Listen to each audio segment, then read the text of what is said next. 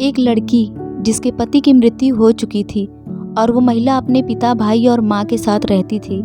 एक दिन रात को लड़की अपने कमरे में सो रही थी तो उस लड़की का पिता उसके कमरे में आता है और अपनी ही बेटी को गंदी नज़रों से देखने लगता है।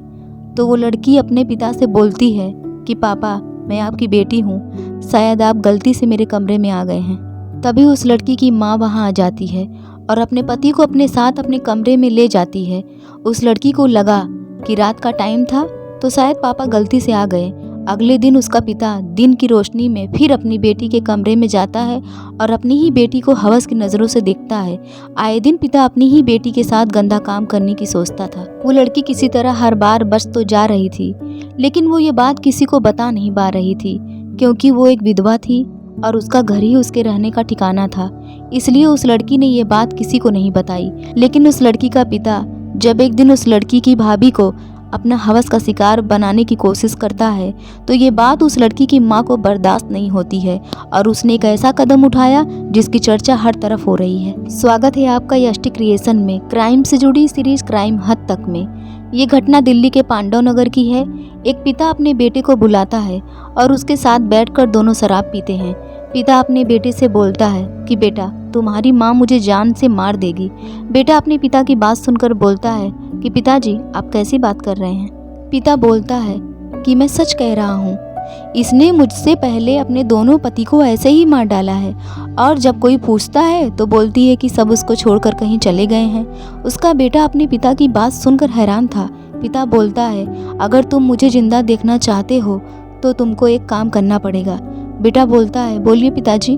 पिता ने बोला, तुम अपनी माँ को जान से मार दो और इसके बदले मैं तुमको 21,000 रुपये दूंगा। पिता की बात सुनकर बेटा बिल्कुल सन्न रह गया।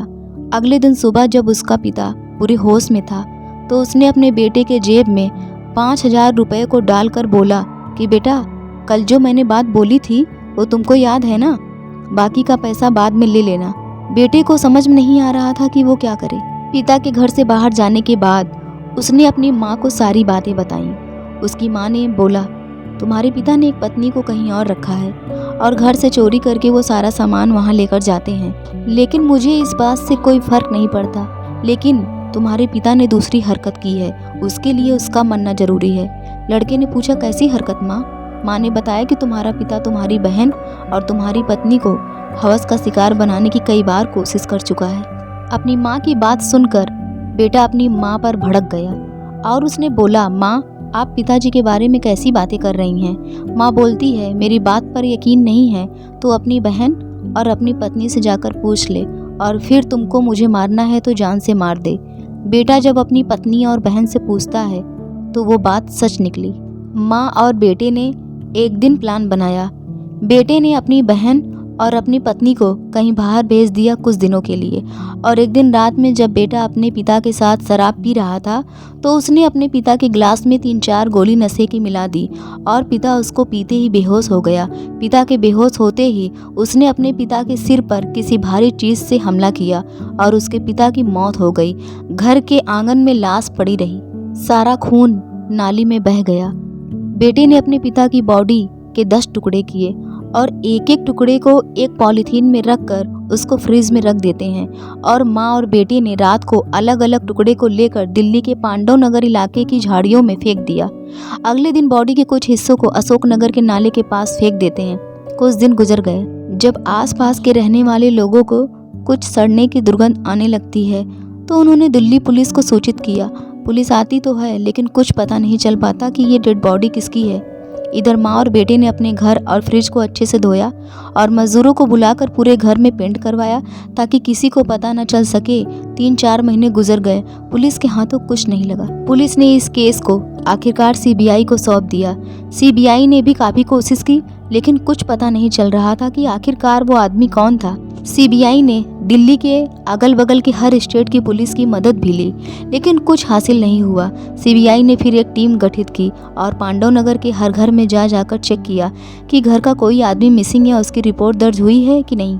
आखिरकार सीबीआई को पता चला कि अंजन दास नाम का आदमी जो कि कई दिनों से नहीं दिख रहा। सीबीआई ने सीसीटीवी कैमरे को फिर से खंगाला और उसमें देखा कि एक आदमी पॉलीथीन में कुछ सामान भरकर लाया है और फेंक कर चला गया है। सीबीआई ने अंजन दास के घर का पता लगाया और उसके घर पहुंच जाते हैं। घर पर माँ बेटे थे।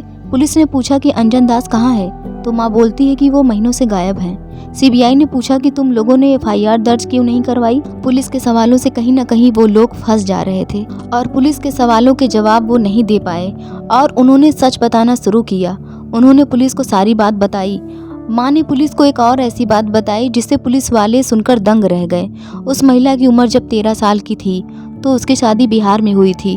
उसका पहला पति काम के सिलसिले में दिल्ली आता है और वो वापस कभी नहीं जाता। उस महिला की एक बेटी भी हो चुकी थी और वो अपनी छोटी सी बेटी को लेकर दिल्ली अपने पति को ढूंढती है, लेकिन उसके पति का कुछ पता नहीं चलता। इधर एक कल्लू नाम के आदमी से उस महिला की नज़दीकियाँ बढ़ गई और उस कल्लू ने उस महिला और उसकी बेटी को अपनाने का फैसला किया और उस महिला से शादी कर ली। कल्लू से उसको एक बेटा और एक बेटी हुए और बाद में कल्लू इतना शराब पीने लगा और घर में आए दिन लड़ाई झगड़ा करने लगा, मारने पीटने भी लगा। इधर जहाँ वो महिला रहा करती थी उसी बिल्डिंग के एक वॉचमैन जिसका नाम अंजन दास था, उसको अपनी आप बीती बताया करती थी। कुछ दिनों के बाद कल्लू की शराब पीने से मौत हो गई और अंजन दास ने उस महिला से शादी कर ली। और कल्लू के बच्चे जब बड़े होने लगते हैं तो अंजन दास, जो कि उस बेटी का सौतेला पिता था, जो कि उसको हवस का शिकार बनाना चाहता था, इसी वजह से उस महिला ने अपने पति की हत्या करने का प्लान बनाया। पुलिस ने माँ और बेटे दोनों को गिरफ्तार कर लिया है। ऐसी ही और सच्ची घटनाओं को जानने के लिए हमारा चैनल सब्सक्राइब करें और लाइक शेयर जरूर करें। फिर आपसे मिलते हैं एक सच्ची घटना के साथ। जय हिंद।